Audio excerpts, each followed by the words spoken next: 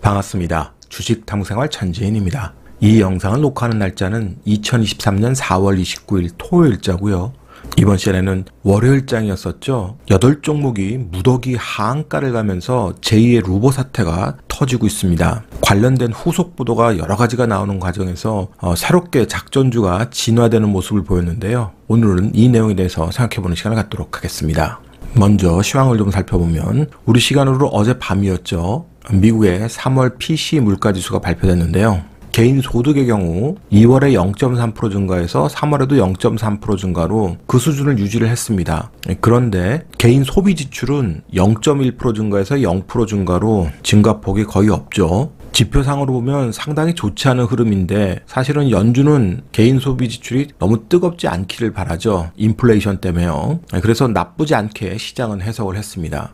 PCE 물가지수 헤드라인 수치를 보면 2월에 0.3% 증가해서 3월엔 0.1% 증가로 증가폭이 감소했고 다만 근원 물가지수는 높습니다. 근원 PCE 같은 경우 0.3% 증가, 0.3% 증가 그대로 유지가 됐죠. 전년 동월 대비해서는 5.1에서 4.2로 헤드라인 수치는 크게 감소를 했는데 근원 수치 같은 경우는 4.7에서 4.6으로 소폭만 감소했어요. 그러니까 근원 물가지수는 여전히 연준의 고민을 제공하고 있는 과정인 겁니다. 그래서 섣부른 금리 인하는 기대하면 안 될 것 같고요. 유가 같은 경우 80달러 아래로 하회하면서 작은 박스권을 만들려고 하고 있습니다. 70달러를 강하게 내려오지 않으면 경기 침체에 대한 부담보다는 인플레이션 둔화 기대감이 반영되는 거기 때문에 오히려 지수에는 긍정적일 수 있다고 설명을 드렸죠.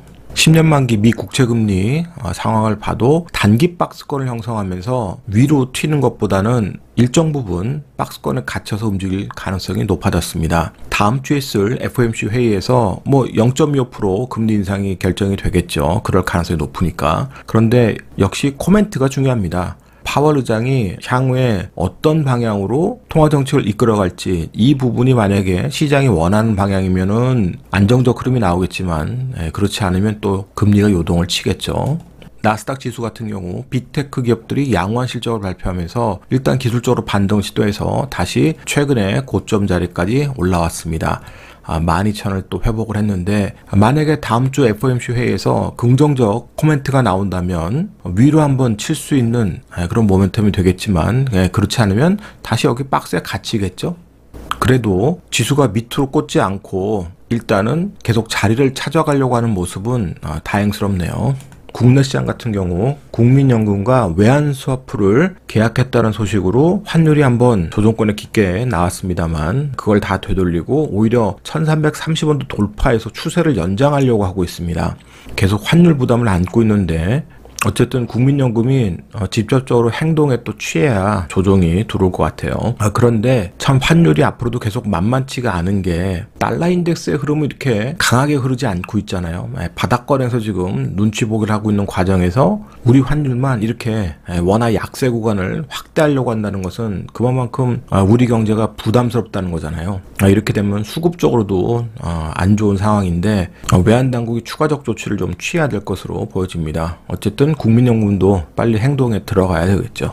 자, 코스피 코스닥 양지수 보면 기술적으로 조정받아야 될 자리에서 조정이 나왔지만 월요일장부터 무더기 하한가 가면서 제2의 루버 사태가 터진다 이런 얘기들이 나오면서 투심이 급격하게 위축됐습니다. 코스닥 시장 같은 경우는 더 낙폭이 컸고요. 아무래도 올라간 폭이 크다 보니까 떨어지는 폭도 큰 거죠. 그리고 이제 이런 조사들이 시작 단계에 있기 때문에 계속 금감원 조사설 이런 것들이 나오면 투심이 좀 위축이 될 겁니다. 그래서 철저하게 기술적으로 대응할 수 있는 자리에서만 대응을 지금은 해야 될 거예요. 그러면 오늘 주제인 작전주 진화에 대해서 살펴보죠. SG증권발 매도 폭탄의 무더기 하한가 종목이 등장했고 4개 종목은 3거래일 연속 하한가다. CFD 계좌 쪽에서 무더기로 매도 물량이 쏟았다는 얘기가 계속 나왔었는데 과거에 선물 옵션 시장이 시장의 변동성을 키웠다 그러면 이제 종목별로 이 CFD 거래가 시장 변동성을 키울 수 있는 그런 환경이 됐습니다. 시장이 또 진화한 거죠. 과거 2007년도에 시장에 참여하셨던 분들은 아마 기억을 하실 겁니다. 정말 전설적인 작전주 루보의 모습인데요. 2006년 10월 달부터 제휴그룹의 회원들이 동원되면서 작전을 시작해서 1,000원대 가격이 5만원대 가격까지 정말 6개월 동안 폭등하는 그런 전설의 작전주인데 결국 이것이 검찰 조사 이런 설이 나오고 점한가 가기 시작하면서 원래짜리 거의 다 돌렸던, 그리고 나중에는 사명인지 중간에 바뀌고 결국 상장 폐지가 됐던 회사입니다. 근데 이때 패턴을 보면 6개월 동안 이 어마무시한 작전을 했다 그러면 이번 종목군들은 다른 패턴을 보였어요. 그 중에서도 이제 CFD 매물을 맞았다 그랬는데 CFD 거래는 장외 파생 상품 거래입니다. 우리가 주식 선물을 할 수 있잖아요. 그런데 거래 가는 종목 수가 138종목인데 반해서 CFD 거래를 할 수 있는 종목은 2000 종목입니다. 그리고 주식 선물은 만기가 존재하지만 얘는 만기가 없어요. 그래서 내가 손실만 보지 않으면 홀딩해서 가져갈 수 있죠. 그리고 주식 선물은 일정 부분 교육만 수료하면 되지만 CFD는 전문 투자 자격이 있어야 됩니다. 그래서 아무나 할 수 있는 거래는 아니고요. 선물 거래와 마찬가지로 레버러지를 활용하기 때문에 증거금이 훼손되면 반대 매매 나가는 거죠. 이번에도 그 반대 매매가 하한가의 주범으로 지금 예측들을 하고 있는 거잖아요. 그래서 앞으로 이 CFD 거래에 따라서 변동성이 커지는 그런 종목들이 많아질 수 있을 겁니다. 그리고 과거의 작전주들은 대부분 부실주들에 의해서 움직였잖아요. 시가총액도 작고 거래도 별로 없고 이런 종목들, 시장 소외 종목인데 부실주들을 다뤘다면 이번엔 그렇지 않았습니다. 시장 소외 종목이라도 재무적으로 전혀 문제가 없고 어떻게 보면 가치 투자를 할 수 있다, 이런 부분까지도 핑계댈 수 있는 종목군들이었어요. 그래서 금감원에서 캐치가 안 된 것도 있고요. 자, 이번에 무더기 하한가 맞은 종목들 한번 보세요. 자, 성광이라는 종목, 운송 물류 관련 종목인데 영업이익을 보시면 매년 꾸준하게 영업이익을 만들어냅니다. 매출은 크지 않아도요. 그리고 유보율도 5000%가 넘어요. 대성홀디스는 뭐 다 아시다시피 에너지 관련 기업이고 매출만 1조가 넘는 회사, 유보율 2800%. 서울가스 매출 1조 7천억, 유보율 3000%, 영업이익은 조금 작지만요. 자, 삼천리 5조 7천억짜리 회사입니다. 영업이익은 900억대, 유보율 7000%. 하림지주 뭐 다 아시는 닭고기 하림 13조 매출에 영업이익 9천억짜리, 유보율 24000%예요. 다우데이터 매출액 9조 7천억, 영업이익 7천억, 유보율 5800%. 세방이란 기업 1조 2천억에 영업이익 450억, 유보율이 8700%예요. 다올투자증권 영업 매출이 4,400억, 영업이익이 무려 1,000억입니다. 다만 이제 금융회사의 특성상 유보율은 67% 좀 적고요. 어쨌든 부실회사는 하나도 없다는 소리입니다. 그런데 이런 종목들을 가지고 작전 세력들이 움직였다는 게 사실은 굉장히 큰 충격인 거예요. 단타하는 사람 입장에서는 별 충격이 아닐 수도 있지만 단타나 중장기를 병행하는 사람들 입장 또는 중장기 투자를 하는 사람 입장에서는 굉장히 큰 부담을 안을 수밖에 없는 시장 상황이 된 겁니다. 자, 성광하고 대성홀딩스의 주가 차트를 한번 보세요. 노딱 사태 후에 무려 3년간이나 주가를 부양시킨 거예요. 거래가 거의 다 말라있죠. 크게 유통 물량이 없기 때문에 작은 거래 가지고 금감원에 눈을 피워서 3년 동안 무려 주가를 만들어낸 겁니다. 꾸준하게 올렸고요. 서울가스 마찬가지죠. 3년 동안 주가를 우상화시켰습니다. 자, 삼천리부터 이제 조금씩 다른 모습이 나오는데 일단 롤링을 시도했지만 실질적인 주가 부양은 2022년부터 만들어낸 거예요. 개인적인 추측으로는 아마도 뒤늦게 이제 투자자가 더 모집되면서 그 돈을 활용한 것으로 추측을 합니다.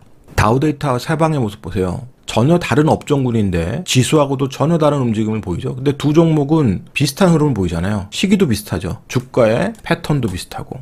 그런데 시기는 2022년 하반기다. 아마 뒤늦게 투자자가 모집되면서 기존 종목들이 아닌 다른 종목들을 손대려고 하다 보니까 이 종목들을 손댄 것 같아요. 그리고 하림지주하고 다올투자증권 올해부터 주가를 부양시킨 겁니다. 올해부터 역별해서. 그러니까 이 두 종목도 원래 작전하려고 했던 종목이 아니라 뒤늦게 투자금이 많이 들어오다 보니까 종목을 선정한 것 같아요. 원래 3년 동안 주가를 부양하면서 만들었던 그런 자신감이 투자자들을 더 많이 불렀고 지금 뭐 조 단위 얘기가 나오고 있잖아요. 그렇게 돈이 많이 몰리다 보니까 그 많은 돈으로 또 다른 종목들을 선택하게 되고 그 또 다른 종목들을 선택하는데 아무래도 이제 이건 시가총액이 있는 종목군들은 CFD 거래를 통해서 레버리지를 일으키고 이 과정에서 결국 뭔가 사단이 났다 이렇게 추측이 되는 겁니다.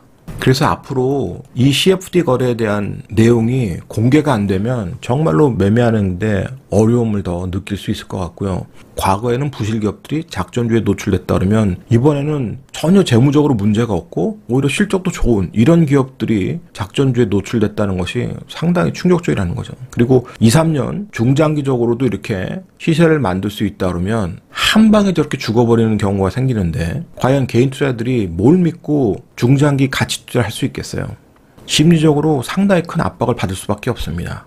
그래서 이번에 금감원도 여러 가지 조치를 취할 수 있도록 다시 한번 시스템을 점검을 해야 될 것 같고요. 그리고 무엇보다도 검찰 수사 결과가 나중에 나오게 되겠지만 그 결과가 이번 작전주에 참여한 사람들에게 아주 큰 철퇴를 내리지 않는 이상은 가뜩이나 지금 위험 요소로 인해서 개인 투자자들이 장기 투자 안 하려고 하는데 이런 작전주에 노출되고 엉망진창이 되는 시장이 된다면 점점 더 신뢰를 잃고 외면받을 거예요. 오늘자 한 줄 요약. 작전주의 진화로 중장기 투자 신뢰는 깨져버렸다. 이 영상이 도움이 됐다면 좋아요, 구독하기 부탁드리고요. 저는 다음 시간에 또 뵙도록 하겠습니다. 고맙습니다. 전지인이었습니다.